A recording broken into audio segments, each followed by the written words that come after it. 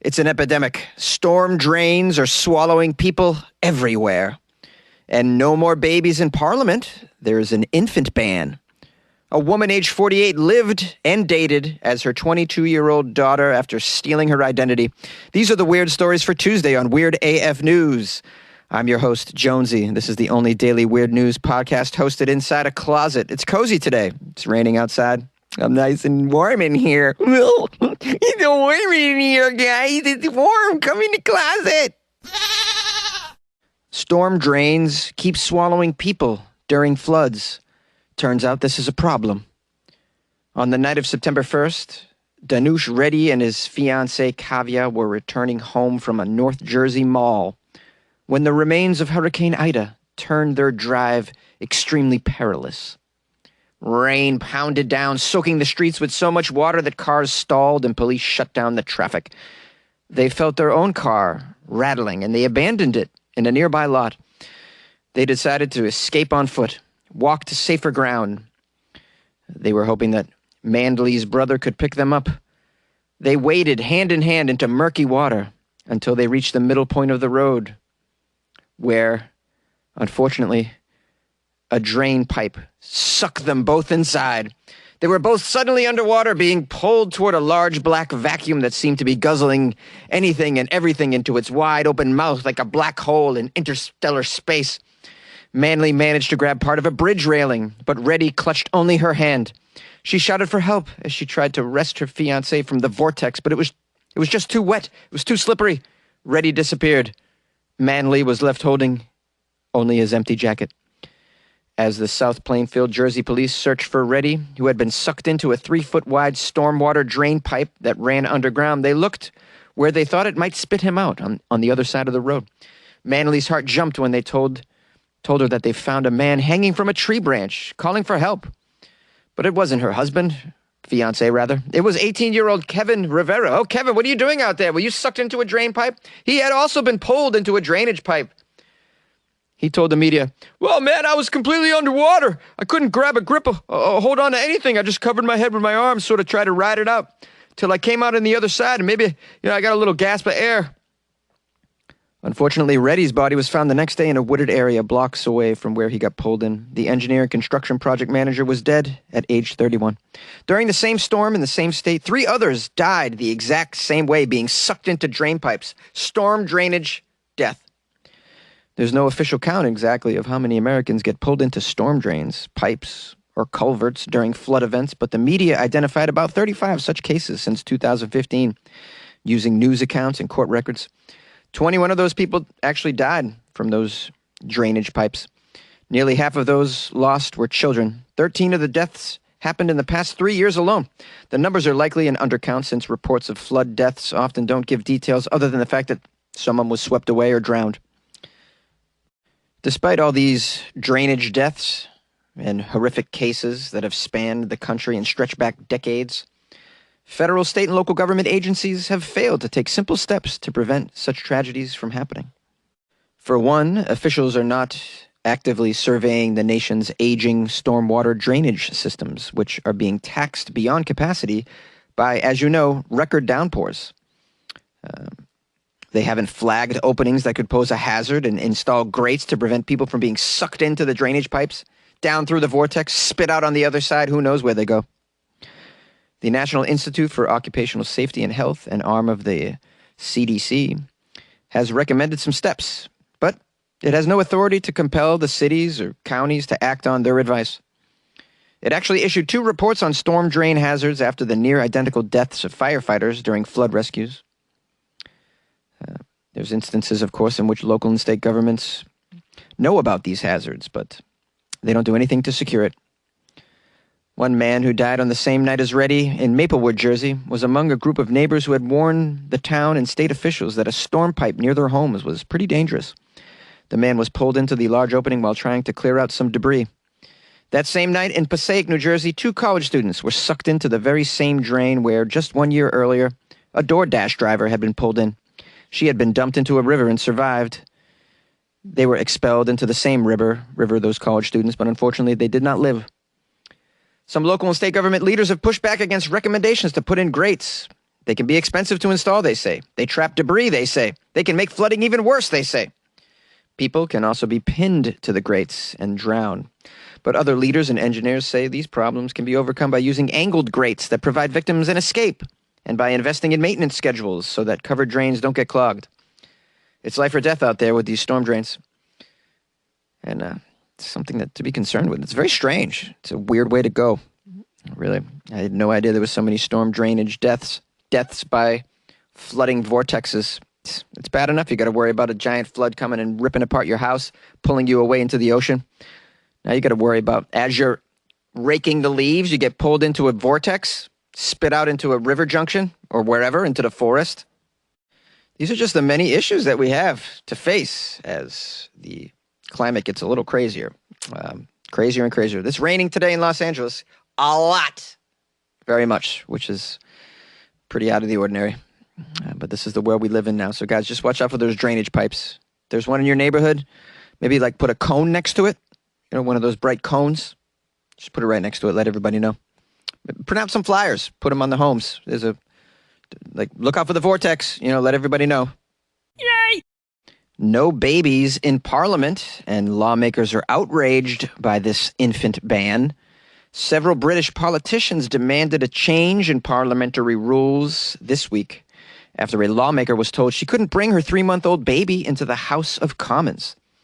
Labour Party legislator Stella Creasy said she had received a letter from Commons authorities after she took her infant son Pip to a debate. The only place they're still naming kids Pip, London. Pip, P-I-P. This poor kid is in so much trouble. When you name your kid Pip, are you okay? Stella said that her name's Stella, so what do we expect? Stella said that she had previously taken both Pip and her older daughter. What's your older daughter's name? Pasquale? She took her kids to Parliament without problems previously, she says, but she had been told that the rules changed last month. Members of Parliament are now advised that they should not take their seat in chamber when accompanied by their child. Any child or just a baby? I can see how a baby would be annoying because they can get quite loud, and if you're trying to, I don't know, do parliamentary shit, you probably don't want a screaming baby in the room, I'd imagine. You're trying to pass laws, right? I know a lot of them sleep through that with their face in their soup, but some of them are paying attention and they're trying to do something. You can't really have screaming babies in there. Creasy said the rule undermined efforts to make politics more family-friendly. Yeah, there's a lot that undermines politics' efforts to get more family-friendly. Really. Yeah. You're just scratching the surface, Stella. Here's a quote from her. There are barriers to getting mums involved in politics, and I think that damages our political debate. Britain's parliament, once known for its boozy macho culture and late-night hours, has changed in recent years. One of the building's multiple bars was converted into a nursery for the children of politicians and the staff. Lawmakers are entitled to maternity, but without the ability to have someone cover their job while they are away, most can take only a short time off. Green Party lawmaker Caroline, she's interviewed. She says the baby ban is absurd. She said babies were far less disruptive than many braying backbenchers. Braying backbenchers. That's a phrase. I'm not sure what it means. She just means like bitching lawmakers. Lindsay Hoyle's in this story. She's the House of Commons speaker. I feel like I could be a speaker. I speak pretty good. How do you get a job as a speaker? You just got to be able to speak? I can speak. I speak every day on a microphone in a closet. Okay, so Lindsay said that. Oh, Lindsay's a guy, by the way. Lindsay Hoyle. Yeah. London, where they're naming men Lindsay. Guys, get your names together. What the hell is this? Lindsay says that he asked Parliament's procedure committee to review the rules and noted that there were differing views on this matter of bringing your infant to the sessions. Here's a quote from Lindsay. Well, the advice given yesterday correctly reflects the current rules. However, rules have to be seen in context and they change with the times. It is extremely important that parents of babies and young children are able to participate fully in the work of this house. Yes. Well, they're trying to make it more family-friendly. We want to make sure that all workplaces are modern, flexible, and fit for the parents. And then that's the end of the article. Yeah, well, I don't know. Just hire some babysitters that are there all the time. You got enough money. Come on, these people are rich, right? Government has more money than my Lord and Savior. Uh, government, government has just endless pockets. Just have a little area where you can have kids hang out, like a play date area. They can take them so that you don't have to take the baby actually into where you're making the laws and doing your jobs. Like in the photo, the lady's baby's strapped to her chest. Like, is that also the best solution? No, but you shouldn't have to leave your kid at home. So take the kid, hire people to take care of the kids. What's wrong with you people? Man, your salaries are exorbitant. Take a little off the top a little bit and offer some childcare for free for those, mothers that want to take the kids and still participate in government. I don't want barriers to female government participation. In fact, I want more females participating in government. That's why when I get a ballot, a mail-in ballot, and I look at all the names, I don't know anybody. I just pick minority women. I'm like, I want minority women in all these other positions that I'm not familiar with. I mean, of course, I vote for the president or the governor, people I know. But then there's a lot of people on there that in positions that I don't recognize. So I'm always just choosing minority women because I want to flip it on its head. I want government flipped upside down. I think it's stupid, ridiculous. If you don't believe it's ridiculous, just go to some little local government meeting and you'll see a bunch of dummies running the show. You like podcasts? You're listening to my podcast. Maybe you thought to yourself, I'd like to make a podcast. Too difficult. No, not with Anchor. Anchor has free creation tools that allow you to record and edit your podcast from your phone or your computer. Anchor distributes your podcast to Apple, Spotify, Stitcher, and more. They have advertising integration, so you can even make a little money off your podcast. Everything you need to make a podcast in one place. Download the free Anchor app or go to anchor.fm to get started. And good luck with your podcast. Good luck with your creation. Good luck with your life, man. A 48-year-old woman lived and dated as her 22-year-old daughter at a university. For 2 years, Laura Oglesby paraded herself as a university student with a job at the city library and boyfriends as well who believed she was 22 years old. Looking at a photo of Laura Oglesby, she does not look anything near 22. She must have been hanging out in dark places with boys that were very drunk. Those college boys, they do drink quite a bit, nearly blackout drunk. She totally took advantage of that situation. 48-year-old Missouri woman pleaded guilty to living 2 years, 2 whole years as your daughter you lived. Oh, man, this is terrible. Your poor daughter. Ugh, you probably messed up her credit. Oh, I know she messed up her daughter's credit. I will bet you. Probably got a huge student loan, too, that's now attached to the daughter. Okay, the daughter's estranged, so they're not speaking. Or they probably are now because it's in the courts. Okay, so she embezzled about $250,000 in Social Security fraud. Laura will spend 5 years in prison without parole. She's going to pay the university thousands of dollars, as well as restitution to her daughter, Lauren Ashley Hayes, for the identity theft. Here's how it went down. Oglesby obtained a Social Security card in the name of her daughter, who was 22 at the time. She then got a Missouri driver's license with it. The next year, she used the Social Security card to enroll at Southwest Baptist University in Missouri. And she applied for and received financial aid to attend. Oh, boy. She received $10,000 in student loans. Oh, great, which are now attached to Lauren, I assume. Oh, man, this is a nightmare for this daughter. I feel terrible. Your mom's a real jerk. She also got $6,000 in grants. Wow. The daughter must have had good grades or was an athlete. She applied for like an athletic scholarship and then shows up. She's 48 and she's got to compete on the dodgeball team or whatever. She also got hundreds of dollars for books as well at the bookstore. Here's a quote from Police Chief Jamie Perkins. Everybody believed it. This Laura, she even had boyfriends that believed that she was that age. Can you believe it? 22 years old. They believed her. She's 48. Unbelievable. Can you believe it? Unbelievable. I can't believe it. People believed it. I can't believe they believed it, but they believed it. Those boyfriends believed it. I think they're drunk most of the time, those college boys. They'll believe anything, really. I got to tell you. Okay. All right, I took a little liberty with that quote.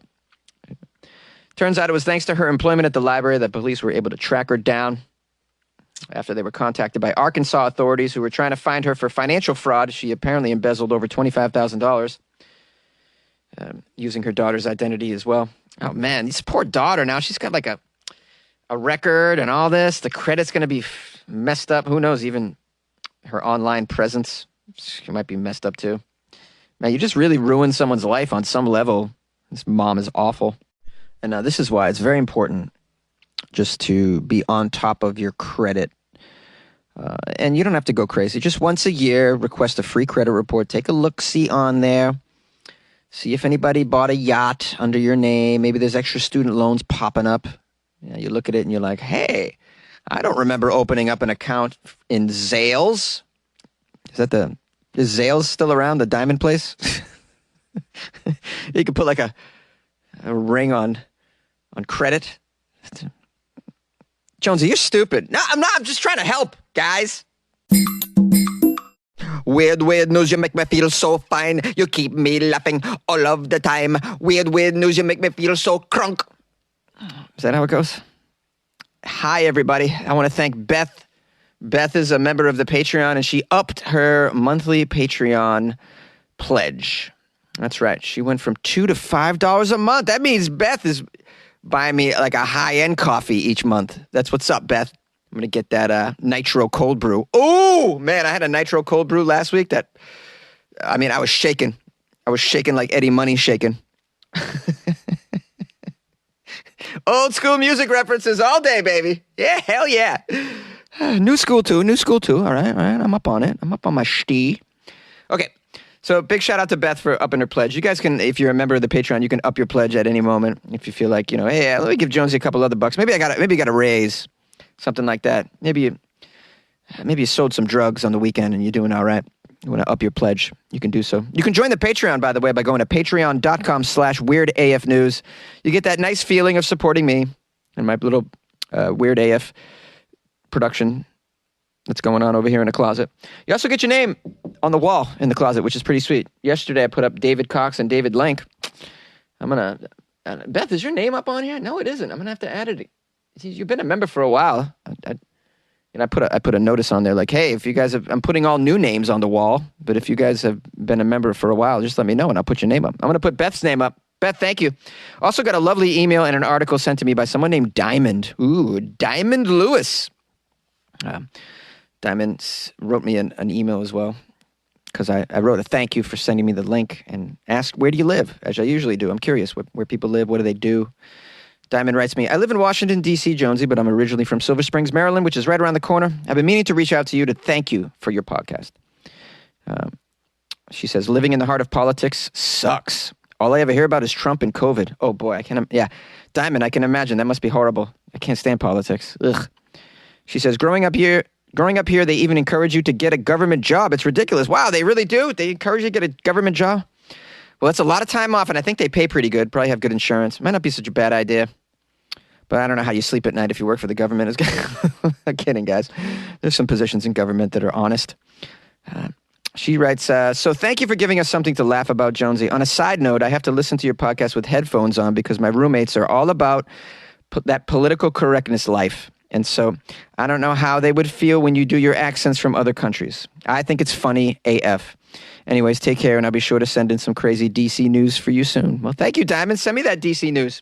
I think it's very sad that you got to listen with your headphones on because your roommates are so lame. Imagine being offended because I do a British accent like this. I don't even do a good one, but imagine that's offensive now too. Wow, boy. I thought I was allowed to. This is what I thought I was allowed to do.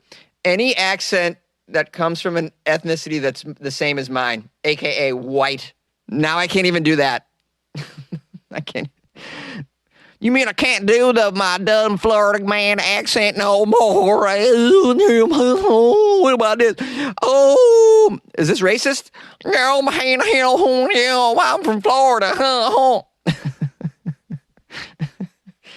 Wow.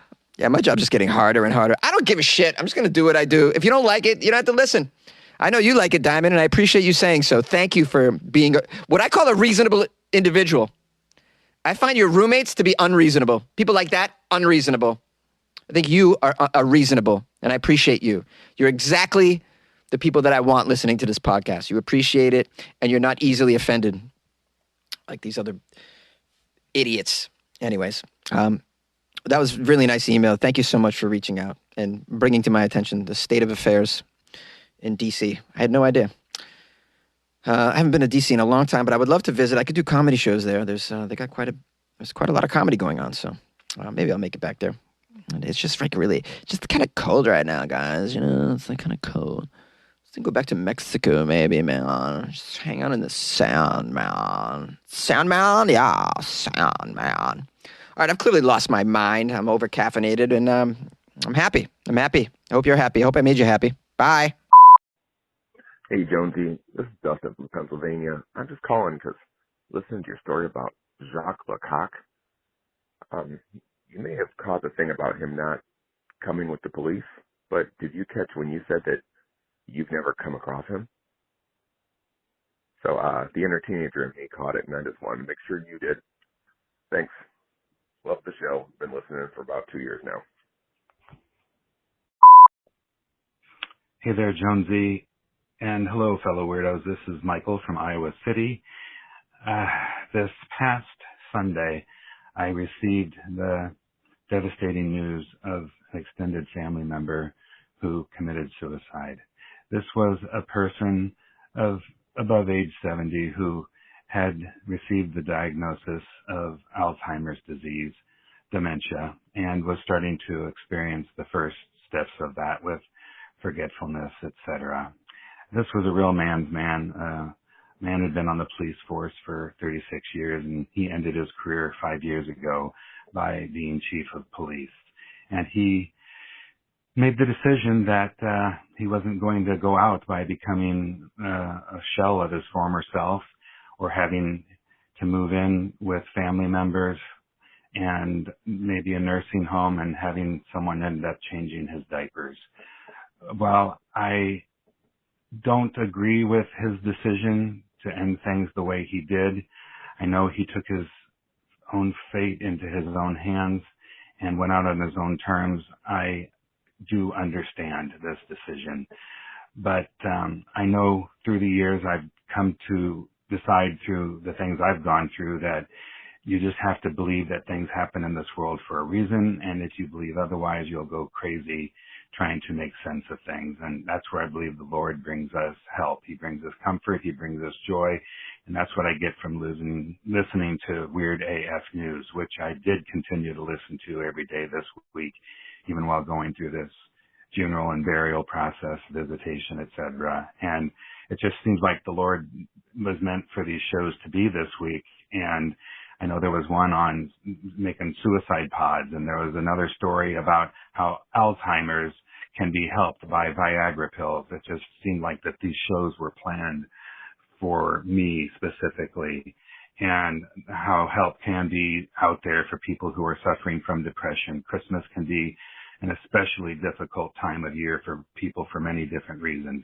And if this is something that you are considering, if you're down and depressed and you need help, look to the people around you, or if not, there's free and confidential help for the National Suicide Prevention Lifeline by calling 1-800-273-8255 or going online to suicidepreventionlifeline.org. Again, thank you, weirdos. I'll ask for your prayers. And again, if you need help, it's available around you. 1-800-273-8255 or suicidepreventionlifeline.org. Thank you. God bless you. And I thank this show for bringing me comfort and joy.